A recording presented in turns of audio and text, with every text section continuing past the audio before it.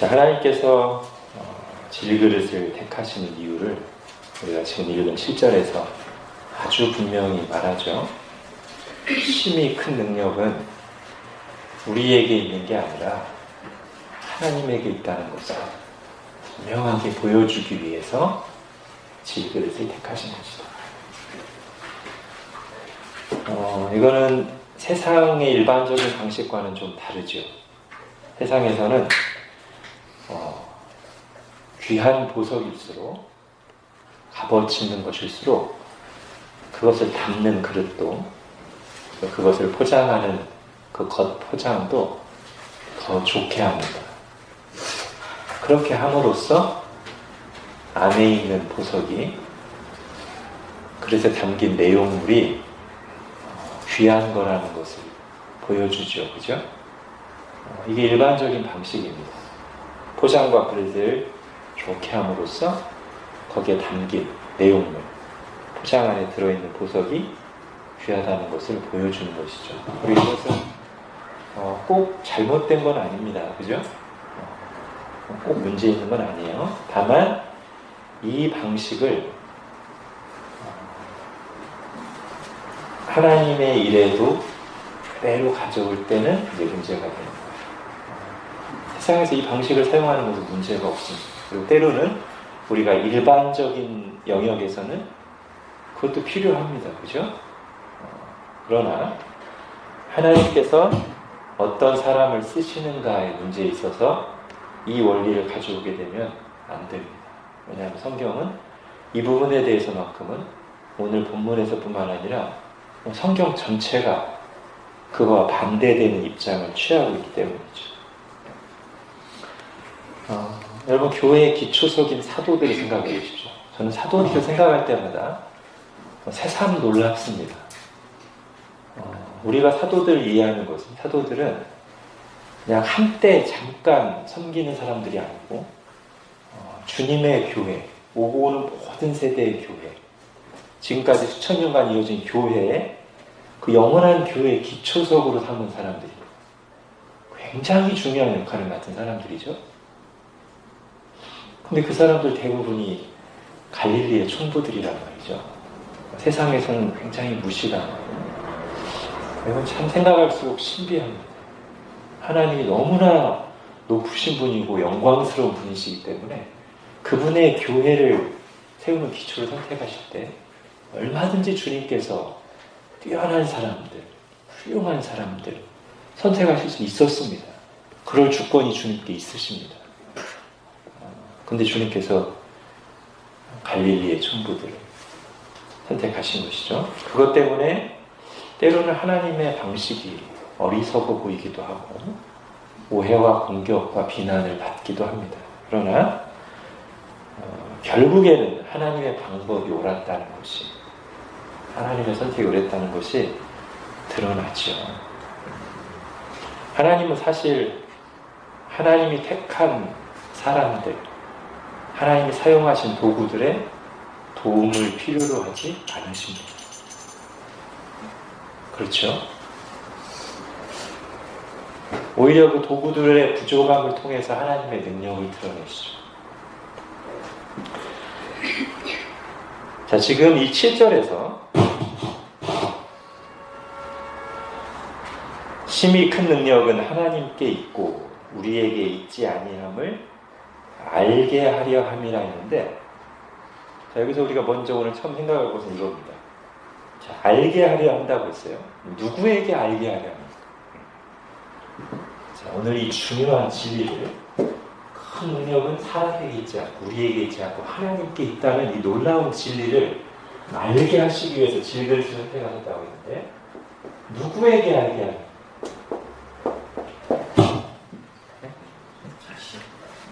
예.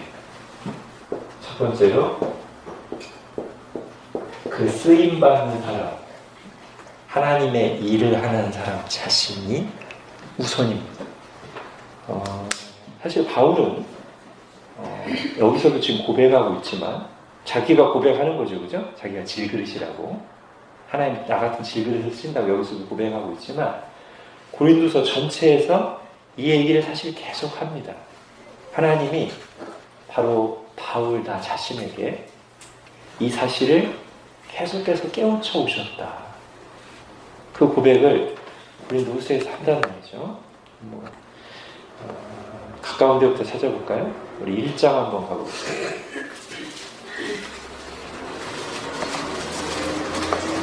자, 능력은 우리에게 있는 것이 아니라 하나님께 있다. 그러니까 우리가 의지할 것은 우리 자신의 능력과 경험과 지식이 아니라 오직 하나님이다. 자, 1장 9절에 나옵니다. 일단 9절 같이 한번 읽겠습니다. 시작. 우리는 우리 자신이 사형 선고를 받은 줄 알았습니다. 이는 우리로 자기를 의지하지 말고 오직 죽은 자를 다시 살리시는 하나님만 의지하게 하십니다.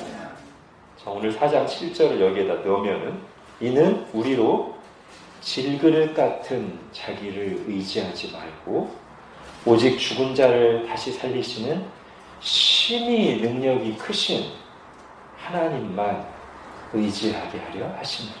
그죠?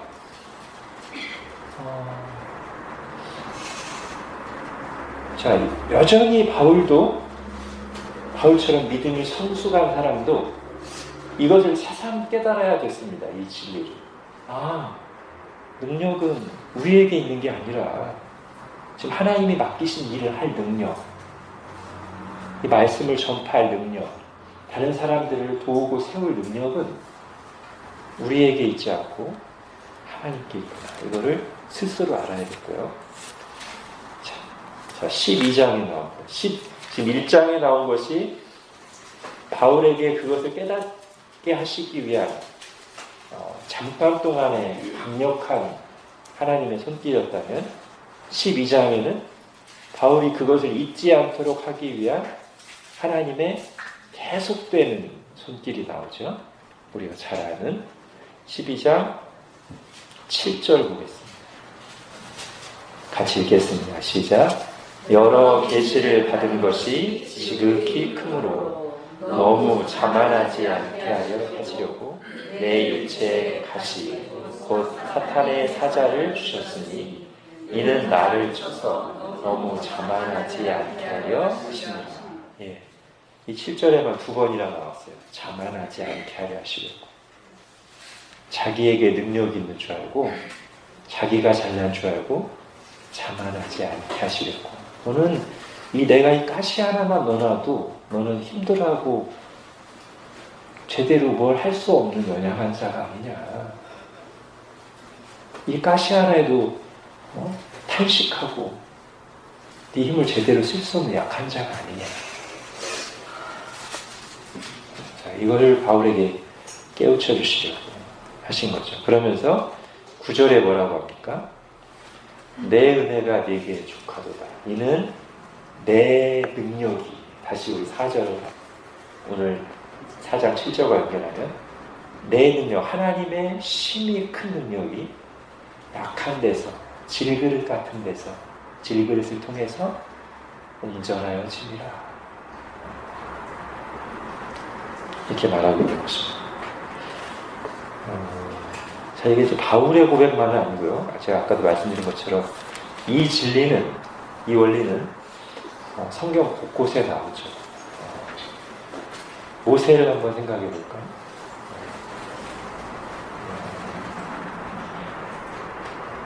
이건 제가 이제 구약기관 하면서도 했고, 여러분이 두세 번 들으셨을 겁니다. 모세 인생을 40년씩 나누셨는데, 처음 40년은 이집트의 왕자였고, 그 다음 40년은 미디안 광야의 목자였고, 마지막 40년은 출애굽한 이스라엘의 지도자 역할을 했습니다. 무디라고 하는 유명한 복음 전도자가 이 모세의 일생을, 이 40년씩 나는 일생을 잘 정리했죠. 처음 40년은 그가 자기를 특별한 자인 줄 알면서 보냈다. 이집트 왕자인 동안에. 그래서 자기가 나서죠, 그죠? 40년이 거의 끝나가는 그리고 자기가 이스라엘을 구원해 보겠다고 나섰다가 아주 쓰라린 실패를 경험하죠. 두 번째 40년은 자기가 노바디임을, 아무것도 아닌 자임을 배우면서 보냈다. 그래서 이 40년이 끝나고 하나님께 찾아오셔서 모세에게 하나님 일을 맡기려고 하시자 거의 필사적으로 저항하죠. 내가 어떻게 해? 내가 뭘 할 수 있단 말입니까? 그리고 마지막 40년은 하나님께서 그 노바디를 데리고 아무것도 아닌 자와 함께 어떤 놀라운 일을 하시는가를 발견하면서 보냈다. 즉 하나님은 모세로 하여금 자신이 질그릇인 것을 깨닫게 하신 뒤에 그 질그릇을 통해서 하나님의 심히 큰 능력을 나타내셨다는 것이죠. 자, 또 하나는 보겠습니다. 지금 이 원리, 하나님이 질그릇을 통해서 여러분을 깨어있게 하려고 이 질그릇을 통해서 하나님의 큰 능력이 나타난다는 원리를 아주 잘 보여주는 또 하나의 사건이 있습니다. 많은데 아주 대표적으로 하나님이 그것을 일부러 보여주시려고 연출하신 게 있죠. 사사기 6장부터 8장에 나오는 기도원 사건, 그죠? 거기서는 그 질그릇이 뭘로 이제 나타나는 거냐면 숫자로 나타나는 거예요. 지금 10만이 훨씬 넘는, 어쩌면 수십만이 될 수 있는 그 대군과 싸우기 위해서는 강한 군세가 필요한데 300이라고 하는 숫자는 그야말로 강철 병기에 맞서는, 거기에 그냥 던졌다 하면 바로 박살날 것 같은 질그릇에 불과한 것이죠. 그것을 하나님이 분명하게 보여주시길 원했습니다. 그리고 의도도 말씀하시죠. 사사기 7장 2절에 보면 너를 따르는 백성이 너무 많은즉 내가 그들의 손에 미디안 사람을 넘겨주지 아니하리니 이는 이스라엘이 나를 거슬러 스스로 자랑하기를 내 손이 나를 구원할까 하리라. 그러면 하나님이 의도하신 심히 큰 능력은 우리에게 있지 아니하고 하나님께 있음을 이 사람들이 잘 배울지 못할 수도 있잖아요. 그 교훈을 잘 못 받을 수도 있잖아요. 그래서 그 교훈을 아주 확실하게 하기 위해서 그들을 질그릇 수준까지, 그냥 바로 한 번 때리면 박살날 질그릇 수준까지 낮추신 거를 이제 숫자로 보여주신 거예요. 300명. 그래서 제가 그 작년 신년 말씀이 이거였잖아요. 그래서 기드온과 함께한 하나님이 선택하신 이 300명은 우리가 보통 기드온과 300용사라고 하지만 사실은 어떤 호칭이 더 적절한 것 같다고 제가 했죠. 기드온과 300증인. 용사라기보다, 물론 용사죠. 믿음으로 나갔습니다. 순종해서. 그러나 그들의 역할을 보면 증인이 더 잘 어울려요. 뭐를 보여주기 위한 증인? 오늘 말씀을 연결하면 심히 큰 능력은 하나님께 있고 우리에게 있지 아니함을 보여주기 위한 증인. 그걸 위해 선택된 질그릇들이란 말이죠. 그래서 그걸 알게 하려 함이라고 했는데 처음은 자신. 그래서 첫 번째는 자기 자신에게, 하나님께 쓰임받는 당사자에게 보여주시는 거고요. 근데 두 번째 요소도 분명히 있습니다. 그걸 지켜보는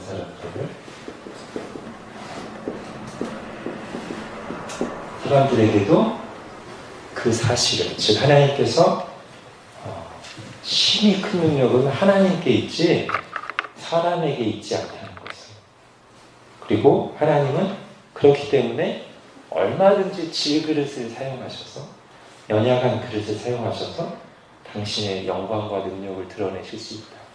질그릇을 통해서 영광 받으실 수 있는 분이시다 라는 것을 쓰임받는 당사자는 물론이요, 그걸 지켜보는 사람들에게도 보여주길 원하십니다. 알게 하길 원하십니다. 예를 들면 아까 우리가 1번에서 맨 마지막 살펴본 기드온과 300 군사들, 300의 증인들이 일단은 그들 자신이 그 싸우고 그 승리를 경험하면서 야 진짜 우리 300명 나왔는데 10몇만 이겼어. 하나님 대단하시다.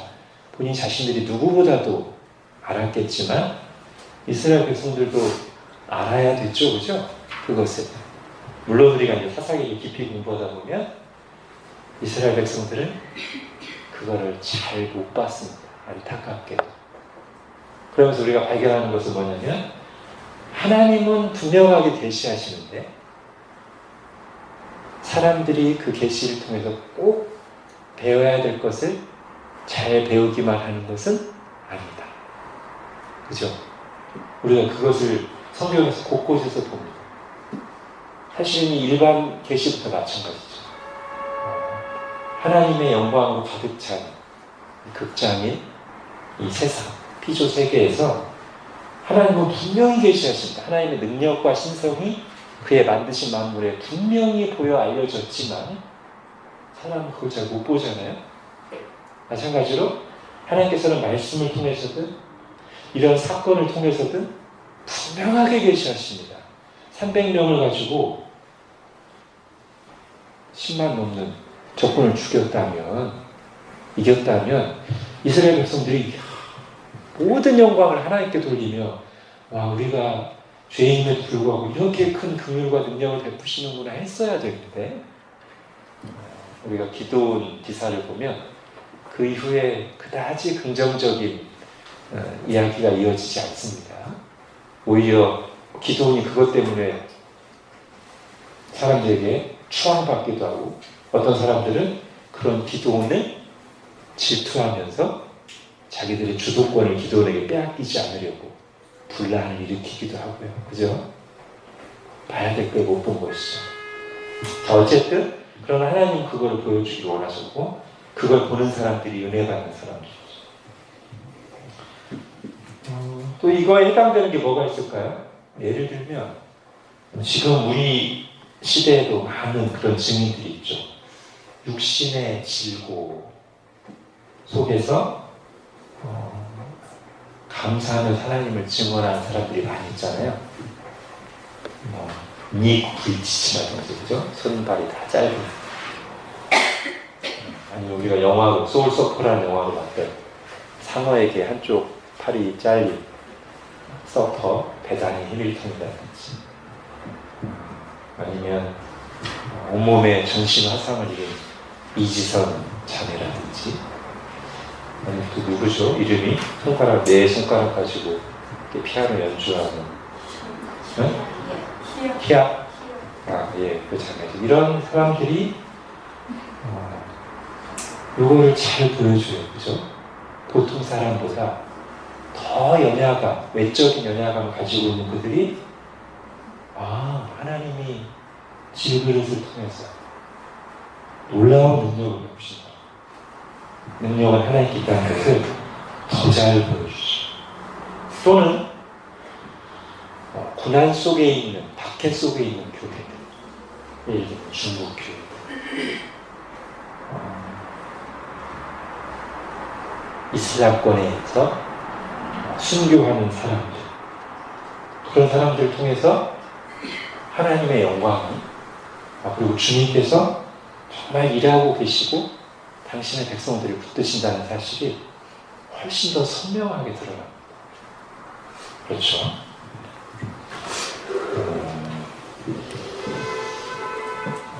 자, 이제 이걸 가지고 하나님께서 질그릇을 사용하셔서 힘이 큰 능력은 우리에게 있지 않고 하나님께 있다는 것을 보여주신다는 사실을 가지고 한 4가지 적용을 해보겠습니다. 하나는 나의 연약함과 내가 지금 처한 상황 때문에 너무 낙심하거나 두려워하지 말라는 것입니다.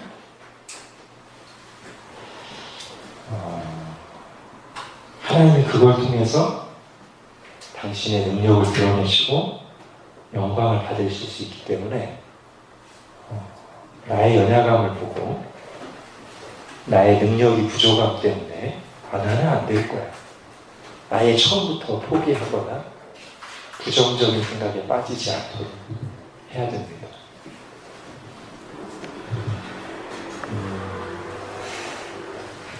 그러라고 하나님이 고린도후서 4장 7절 말씀을 주셨겠죠? 나는 질그릇을 사용하는 하나님입니다. 나는 정말 세상 기준으로 볼 때 보잘것없고 깨지기 쉬운 그릇을 통해서 영광 받기를 원하는 하나님입니다. 네가 지금 스스로 약하다고 생각되느냐? 네가 스스로 질그릇이라고 생각하느냐? 두려워하지 마. 너는 내 것이다. 내가 너를 통해 영광 받기를 원한다. 그렇게 우리가 생각해야 되죠. 그게 하나님의 마음이죠. 자, 두 번째가 있는데요. 다 연결되는 거긴 합니다만, 만약에 우리가 이것을 좀 진지하게 생각한다면 어디까지 가야 되냐면, 내 연약함이 하나님의 영광을 가릴까봐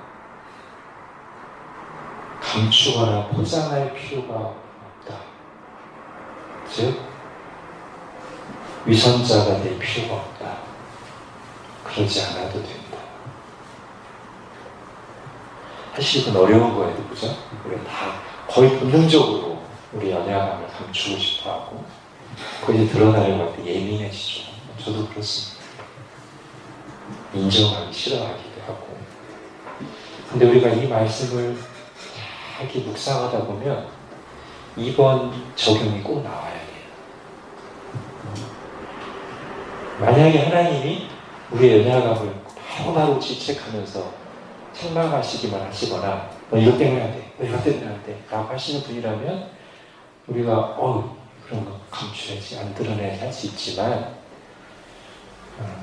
결국 우리 생사와 복을 주관하신 하나님, 그리고 우리를 사용하시고 영광 받으시는 주권자이신 하나님이 나는 연약함 때문에 너를 사용하지 않는 일도 없고 오히려 너의 질그릇됨이 나의 영광을 드러낸다라고 말씀하신다는 걸 우리가 진지하게 받아들인다면, 혹 사람들은 하나님과 달라서 나의 연약함 때문에 나를 판단할 수도 있고 내가 잠시 어려움을 겪을 수 있을지라도 그것을 너무 감추고 포장하려고 위선자가 될 필요가 없다.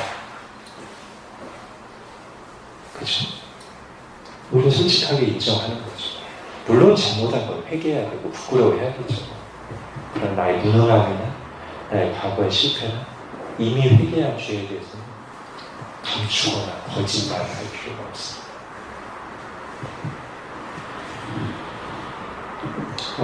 다시 찾지는 않겠습니다만 바울의 자세가 그거죠. 아까 고린도후서 12장에서 자신의 그런 연약함들을 다 고백한 뒤에 하나님이 그렇게 말씀하셨기 때문에 내 능력은 약한 데서 운전해야 하신다라고 말씀하셨기 때문에 그 뒤에 바울의 반응이 뭡니까? 그래도 이건 싫어요. 감추고 싶어요가 아니라 바울의 반응은 내가 기뻐하면서 도리어 나의 약한 것들에 대해 자랑하리. 감추는 이가 아니라. 우리가 이번 적용은 잘 생각해야 돼요. 자, 그러면 이제 이게 또 어디로 이어져야 될까요?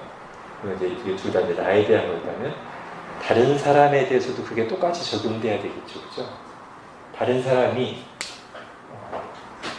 자기 연약함을 솔직하게 고백할 때, 다른 사람의 연약함이 드러났을 때, 물론 죄에 대해서는 우리가 분명하게 다뤄야 됩니다. 특히 죄를 짓고도 회개하지 않을 때는 우리가 때로 좀 책망하거나 바로잡는 노력을 할 필요가 있죠. 그러나 자기의 연약함을 인정하고 솔직하게 했을 때 그때도 계속해서 정죄하는 태도를 가진다면 이것은, 또는 무시하는 태도를 가진다면 이것은 지금 우리가 적용해왔던 거랑 모순되는 행동이에요. 그죠? 그리고 하나님의 뜻을 거스르는 것입니다.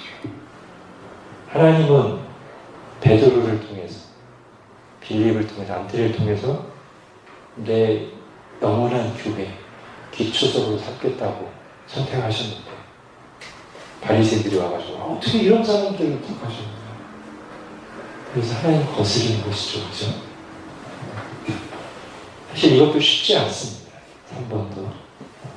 우리가 늘 이 부분에 대해서 내가 진짜 내 본성으로 사람들을 판단하고 있는지, 아니면 하나님의 말씀과 은혜의 원리에 기초해서 사람들을 대하고 있는지 다시 늘 점검하지 않으면, 우리는 이전에 많이 깨닫고 한번 실천했었어도, 어제는 그렇게 했어도 오늘은 다시 우리의 본성과 세상적인 기준을 가지고 사람들을 대하기가, 경솔하게 판단하기가 아주 쉬운 사람들이어서 이 부분은 늘 이 은혜의 원리 앞에, 말씀 앞에 진지하게 우리 자신을 살펴야 될 부분입니다. 자, 그래서 이제 4번은 이제 어느 쪽으로 가야 될까? 낙심하지 말고, 감추거나 포장하지 말고, 다른 사람 판단하지 않으면서 않고만 하고 있으면 안 되고, 좀 적극적으로 나의 이 연약함, 또는 저 형제, 저 자매의 연약함이 하나님의 영광을 더 크게 드러내는 도구가 되도록, 계기가 되도록 기도하는 것이죠. 그렇죠? 두려워하고 낙심하고 판단하는 걸 멈추고, 하나님은 질그릇을 통해서 영광 받으시는 주님이 아니십니까? 생각하고 질그릇입니다. 저 형제, 저 연약함을 불쌍히 여기시고 부족한 자에게 이걸 맡기셨으니 하나님의 능력을 나타내 주십시오. 그렇게 기도해야 되겠죠. 그죠? 교회의 이 원리가 계속 서로 같이 기도하면서 애쓰지 않으면 얼마든지 세상적인 기준으로 사람 길을 판단하고 사람 길을 세우고 세상처럼 언행을 하기가 참 쉽습니다.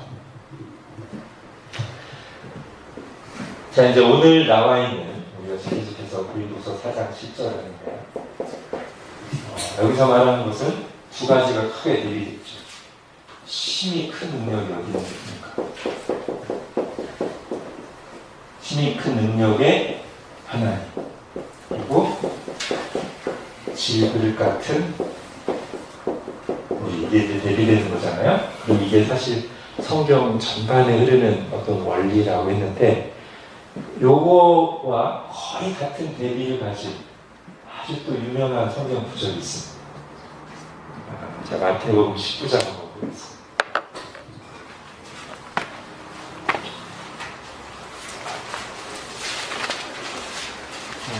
저는 이 마태복음 19장 26절과 고린도후서 4장 10절이 아주 잘 연결된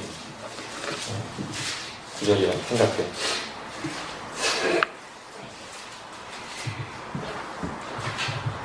자, 마태복음 19장 26절 같이 읽겠습니다. 시작. 예수께서 그들을 보시며 이르시되 사람으로는 할 수 없으나 하나님으로서는 다 하실 수 있느니라. 예, 이거랑 똑같은 것 같아요. 그죠? 질그릇 같은 우리는 할 수 없으나 심히 큰 능력의 하나님은 다 하실 수 있느니라. 그죠? 이제 4장 10절과 마태복음 19장 26절이 똑같은 진리를 담고 있고요. 그리고 이제 우리가 이 두 구절을 같이 보면서 정리하고 싶은 것은, 고린도후서 4장 10절을 보든 마태복음 19장 26절을 보든 두 가지 진리가 같이 나오기 때문에 그 두 가지 진리를 우리가 다 받아야 돼요. 첫 번째 진리가 뭐예요? 우리는 질그릇이다, 또는 우리는 할 수 없으나. 첫 번째 진리고, 두 번째는 하나님은 심히 큰 능력의 하나님이고 다 하실 수 있다, 이거지 않습니까? 이 두 구절에서 중요한 것은 반드시 이 두 구절을 다 받아야 된다. 즉, 저 두 개의 진리를 우리가 다 받아들여야만, 제가 지난주에 말씀드린 세 가지 늪 있죠? 교만의 늪, 낙심의 늪, 인간적인 생각의 늪이 있잖아요. 저 두 가지를 다 받아들여야 이 늪에 빠지지 않을 수 있습니다.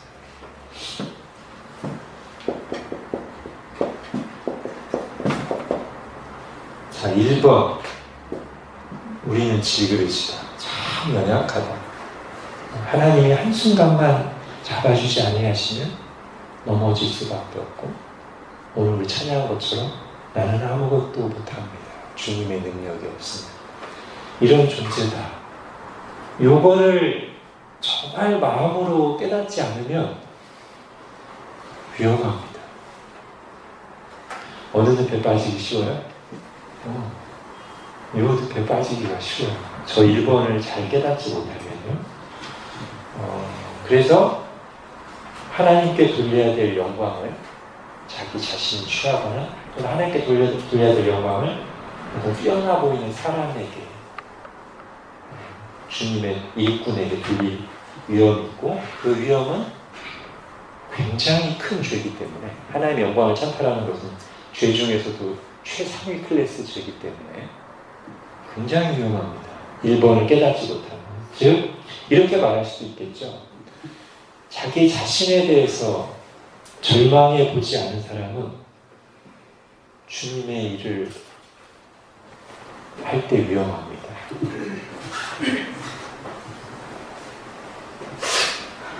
또 다르게는 깨어져 보지 않은 그릇은 주님의 일을 할 때 굉장히 위험합니다. 뭐가 깨어져야 될까요? 자기중심적인 자아, 교만, 그죠? 그런 것이 깨어져야 됩니다. 물론 한번 깨어져도 또 나오죠. 또 교만하고 또 실수하고 그러지만, 이게 한번 자신의 얼마나 정말 형편없는 인간인지, 정말 벌레 같은 존재인지를 경험하지 않은 사람은 은혜에 대해서 비상적이거나, 그죠? 정말 하나님을 의지하는 게 잘 안 돼요. 솔직히. 그렇지 않습니까? 은혜를 말하지만, 그리고 하나님 의지해야 된다고 말하지만, 우리의 본성이 하나님 의지하는 게 잘 안 돼요. 근데 하나님 한번 정말 숨을 한번 죽여놓으셔야 완전히 깨지고 바닥을 쳐봐야 자신이 얼마나 형편없고 부족하고 하나님이 붙들어주지 아니하시면 아무것도 아닌 자라는 것을 한번 이상 경험을 해야, 그래도 교만할 수 있는데 그게 한 번도 없었으면 정말 위험하죠. 자기 자신에 대한 거고, 또 하나는 이런 또 깨달음, 이게 없으면, 1번이 없으면 다른 사람에 대해서도 그러고 있어요. 즉 사람에 대해서 너무 기대했다가 상처받고 시험 들 가능성이 높아요. 인간이 얼마나 죄악된지를 경험적으로 알지 못합니다. 그리고 그것을 하나님의 은혜로 극복해 본 경험이 없으면 사람에 대해서 너무 기대하고 의지했다가 상처받고 시험 들 가능성이 있습니다. 그래서 1번과 관련해서 하나님이 하시는 일 뭘까요?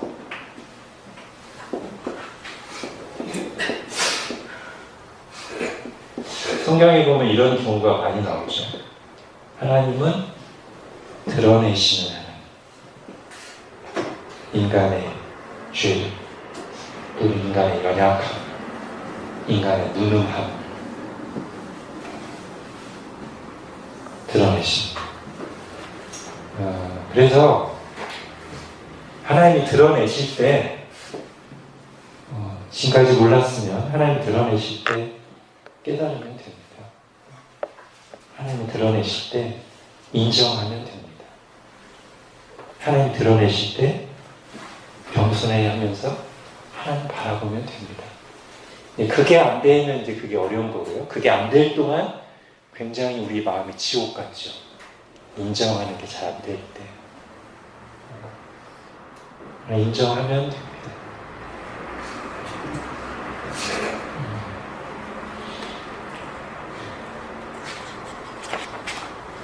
자, 1번이 그렇다면 2번. 제가 아까 반드시 두 가지를 다 받아들이라고 했죠. 1번을 잘 받았는데 2번으로 넘어가지 않으면 어디에 빠지기 쉬워요? 어떤 늪에? 여기에 빠지죠. 자기가 얼마나 형편없는지 발견했어요. 자기가 얼마나 죄인인지 자기 스스로도 실망했어. 자기에 대해서. 자기를 인정하기 싫을 만큼. 거기에만 머물러 있으면, 그래서 누가 얘기하면 막 말이 나올 때마다 내가 얼마나 죄인인 줄 아세요? 네, 다 좋아요. 근데 거기서 여기로 안 넘어가면 하나님의 일을 할 수가 없습니다. 하나님께서 바로 그런 질그릇을 사용하신다는 것을 정말로 믿음으로 받아야 되죠. 그죠? 그렇게 은혜를 받았다가도 낙심에 빠지기가 얼마나 쉬운 우리 연약한 인생들인데, 요거를 정말 깊이 받지 않으면 우리는 또 쉽게 넘어집니다. 마치 1번은 깨닫고 2번까지 가지 못한 모습이 뭐랑 같냐면, 겟세마네 동산에서 실패하고 한동안 부활하신 주님을 만나고서도 정신 차리지 못하는 제자들 상태와 비슷하죠.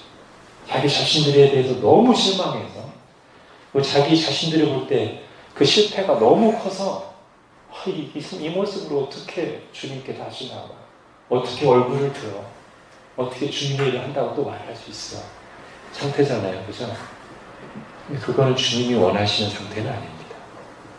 그걸 깨달았어야 되지만 그 다음에는 반드시 여기까지 와서 우리가 정말 질그릇인데, 정말 악하고 연약한데 하나님의 은혜가 그것을 능가하고, 하나님은 나 같은 이렇게 못난 질그릇을 통해서 능히 영광을 받으십니다. 거기까지 가야 되는 것이죠.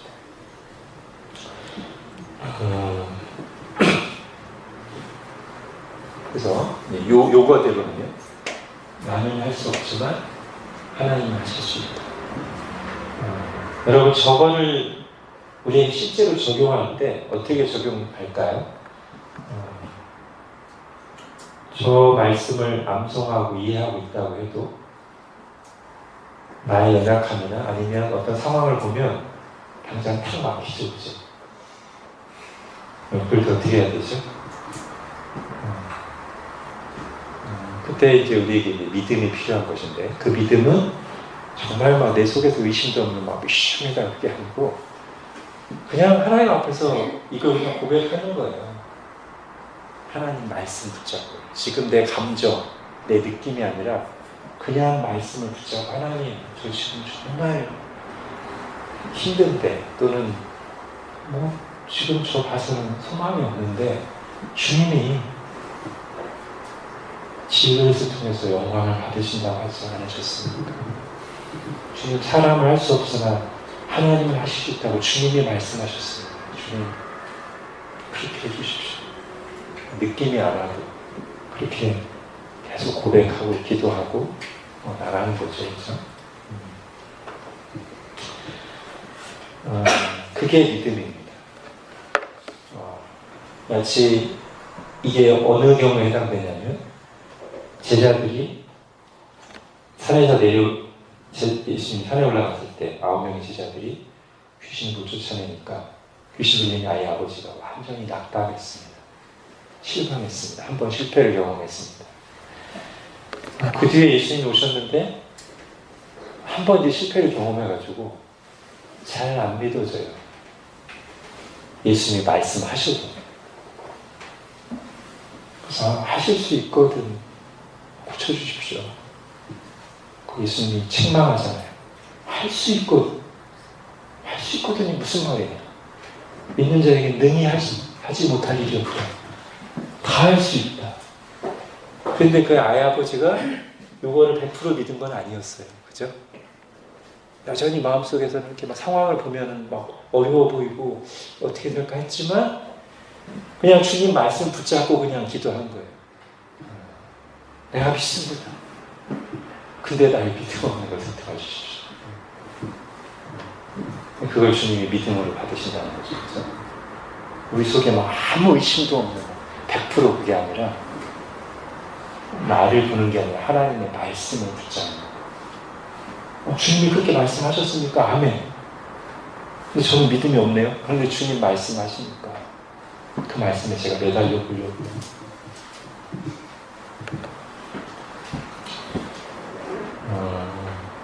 제가 어디 책에선가 이런 내용을 봤습니다. 우리는 우리 자신이 너무 약하다고 생각해서 두려워하고 하나님께 쓰임받지 못할 거라고 생각하지만 사실은 우리가 너무 강해서 하나님께 쓰임받지 못하는 경우가 더 많다. 오늘 내용과 연결되는 내용이죠. 내 자존심을 내세워서 너무 강하고 내 이전의 경험들을 마치 진리처럼 받아들여서 그게 너무 강하고 자기중심적인 자아가 너무 강해서 그 자기중심적인 자아가 자기를 보면서 나는 못해. 이게 너무 강해서 쓰임받지 못한다. 오히려 그런 걸 다 인정하고 내려놓고 주님 저는 정말 형편없고 못났는데 주님 하시겠다면 주님 저를 쓰실 수 있습니다.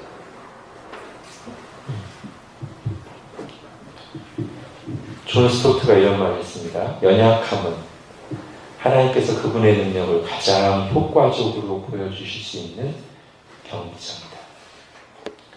연약함이라고 하는 경비장, 우리의 연약함이 드러난 그 경비장이 비로소 하나님의 능력이 가장 효과적으로 드러날 수 있는 하나님의 무대다. 이런 뜻이죠.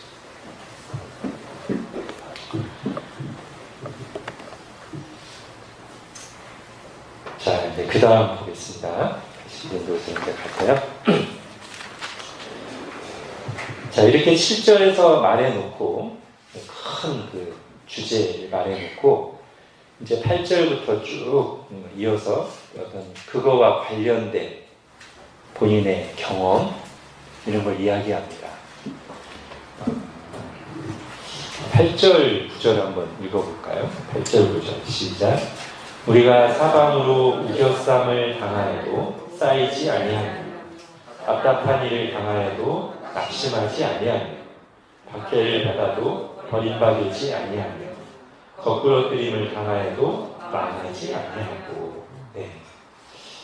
여러분 이 8절, 9절을 보면 어떻게 뭔가 이렇게 떠오르는 이미지 혹시 없으세요? 8절, 9절 이게 뭐랑 약간 제가 볼 때 비슷한 것 같은데 그림으로 그려볼까요?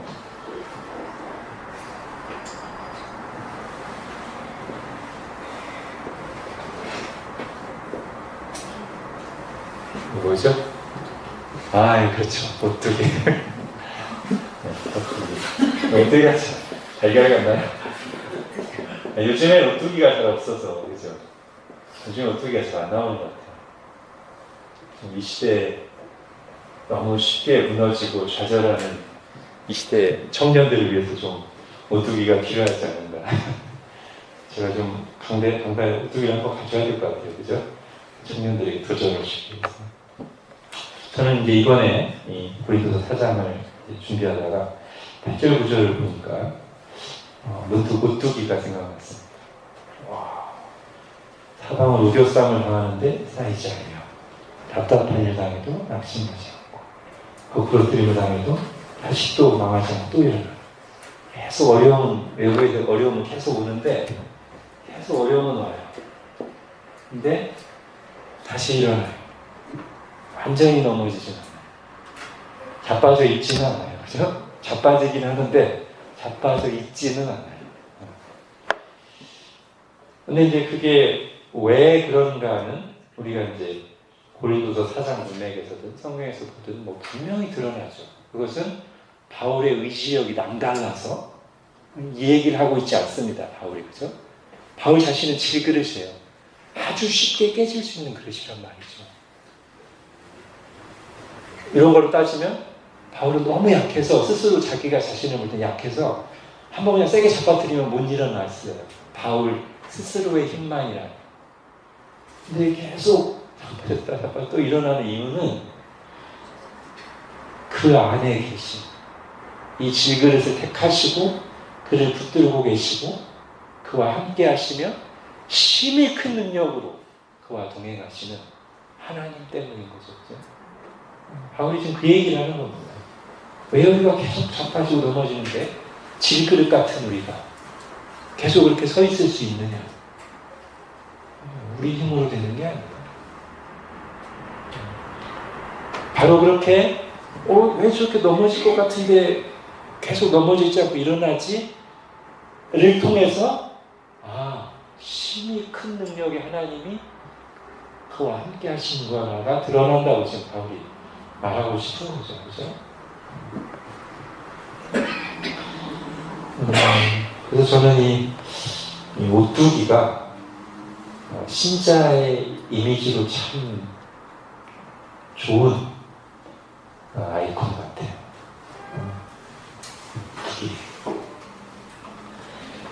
연약에서 종종 넘어지지만 그러나 하나님이 다시 일으켜 세워주시는 사람,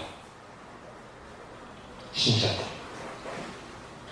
그죠? 우리 지난주 주일날 들었던 말씀과 연관하면 누가 우리를 그리스도의 사랑에서 끊으리요?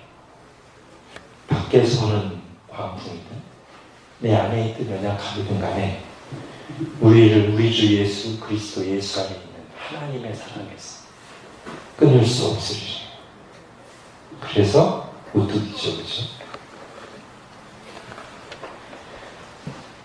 자, 본문 조금 더 보겠습니다. 자, 그러면서 이제 바울이 이런 말을 합니다. 12절을 한번 가보십시오. 그런즉 사망은 우리 안에서 역사하고 생명은 너희 안에서 역사하느니라. 이게 바울 또는 이 바울 일행들, 이 사역자들이 8절부터 10절, 11절까지 당하는 그 한 어려움들과 고난, 죽음에 직면하는 일들, 그런 일들을 이제 표현하는 것이 지금 사망은 우리 안에서 역사하고 그죠? 그죠? 근데 그 결과로 또 어떤 일이 나타나는 거예요? 생명이 너희 안에서 역사하는 거예요. 즉 바울이 주님의 종들이 당하는 이 고난들, 죽음에 직면하는 일들, 연약함 속에서 함께 하신 하나님의 능력들을 통해서 너희 안에 하나님의 은혜와 생명이 나타나고 열매 맺는다. 이렇게 말하는 것이죠. 그래서 이거는 요한복음 12장 24절 말씀과도 좀 연결되지 않는 것이다. 하늘의 밀이 땅에 떨어져 죽지 아니하면 하늘 그대로 있고 죽으면 많은 열매를 맺느니라. 사망은 우리 안에서 역사하고 주님을 위해서 죽음에 직면하는 거죠. 그랬더니 생명은 너희 안에서 역사한다. 많은 열매를 맺는다.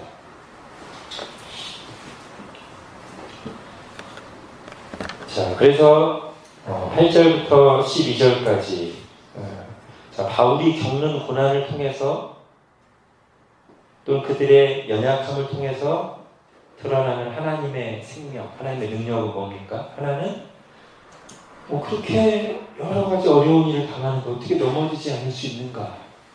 하나님이 함께 하신다는 증거죠. 여러분 8절, 9절 일을 계속 당하는데 어떻게 하나님의 일을 계속할 수 있어요? 그죠? 우리 한 번만 어려움을 겪어도 잘 계속하기 어려워요. 그죠? 트라우마가 생기고 상처가 쌓이고 두려움이 없어요. 근데 어떻게 계속 그렇게 할 수 있었냐고요, 바울이. 그렇게 바울이 계속 하는 것 자체가 하나님의 은혜와 능력의 증거죠. 질그릇을 안에서 역사하신 하나님의 은혜. 그리고 또 그 가운데 어떤 하나님의 은혜와 능력이 나타났어요. 좀 전에 살펴본 것처럼 바로 그런 것들을 사용하셔서 생명의 열매들을 계속 맺으시는 거죠. 자, 13절은 이런 바울의 자기의 얘기들을 하면서 시편 116편 10절을 가져온 얘기입니다. 시편 116편이 바로 이제 비슷해요. 고난 가운데서도 낙심하지 않고 하나님을 바라보면서 노래하는 시편 기자의 고백이 시편 116편이거든요. 그 중에 한 구절을 바울이 이제 가져온 거예요. 내가 고난 중에서도 믿었음으로 말하였다 한 것 같이 우리도 같은 믿음을 가지고 고난 속에서 우리와 함께 하신 하나님을 믿는 믿음으로 너에게 말하노라. 풀었으면 이런 거. 자, 그러면서 바울이 이런 고난 속에서 함께 하시는 하나님의 능력을 맛보면서 바울이 고백하는, 기대하는 바가 무엇입니까? 14절, 15절 같이 읽겠습니다. 시작. 주 예수를 다시 살리시니가 예수와 함께 우리도 다시 살리사 너희와 함께 그 앞에서 서게 하실 줄을 아노라. 이는 모든 것이 너희를 위함이니 많은 사람의 감사로 말미암아 은혜가 더하여 넘쳐서 하나님께 영광을 돌리게 하려 합니다. 예. 바울이 고난 속에서도 견디게 하는 소망 그리고 기대가 뭐냐면 주님이 부활 소망이에요. 쉽게 말해요. 주님이 우리를 다시 살리실 것이다. 그리고 이 모든 것들이 다 합쳐져서 너희들이 하나님께 감사하게 될 것이고 우리가 다 함께 하나님께 풍성한 영광을 돌리게 될 것이다. 그런 걸 기대하면서 현실의 고난을 주님이 주시는 힘으로 은혜로 감내하고 극복하며 살아간다. 그런 뜻입니다. 그리고 지금 이 14절 내용은 이제 다음 시간에 살펴볼 16절, 8장 16절부터 5장 10절까지와 잘 연결됩니다. 그 전체가 거의 그 부활 소망과 연관된 건데요. 다음 시간에 살펴보도록 하겠습니다. 제가 기도하고 마치겠습니다. 하나님, 때로 우리가 착각하기도 하지만 주님이 어떤 계기를 통해서 또는 말씀으로 우리의 참모습을 보도록 비춰주실 때 우리는 너무나 연약한 질그릇이고 감히 하나님께 나아갈 수 없는 죄인들이고 주님의 일을 할 능력이 없는 주님께 쓰임받을 자격이 없는 정말 비천한 자들이구나. 그러나 예수 그리스도를 통해서 우리를 하나님의 사랑받는 자녀로 삼아주시고 질그릇을 통해서 영광을 받기를 기뻐하시는 하나님이시기에 우리가 연약한 모습, 우리의 실패와 나약함을 겸손히 인정하고 하나님께 우리 자신을 드릴 때 주님께서 얼마든지 기뻐하시는 질그릇 같은 우리조차도 그 손에 들고 사용하셔서 하나님의 구원 역사를 이루시고 우리를 통해 영광 받으시니 감사와 찬송을 올려드립니다. 하나님, 우리가 이 말씀을 정말 마음에 새기며 아주 구체적으로 적용하고 계속 묵상하고 우리의 연약함 또 여러 가지 상황 때문에 너무 두려워하거나 낙심하지 않게 해주시고 또 그것을 감추려고 포장하고 위선자가 되지 않게 해주시고 또 다른 사람들의 연약함을 발견했을 때 정죄하는 태도로 대하기보다 그를 통해서 능히 영광 받으시 하나님을 바라보게 하시고 우리 자신에 있어서는 다른 지체들에 대해서 정말 이 질그릇 같은 자들을 사용하셔서 하나님의 영광을 드러내 주시기를 적극적으로 기도하는 저희 모두가 되게 하여 주옵소서. 주님, 우리 교회가 참으로 이런 원리가 지배하는, 그리고 이런 것들이 점점 더 우리에게서 선명하게 고백되고 나타나고 우리 속에 깊이 스며드는 그런 교회가 되도록 은혜를 베풀어 주옵소서. 예수님의 이름으로 기도합니다. 아멘.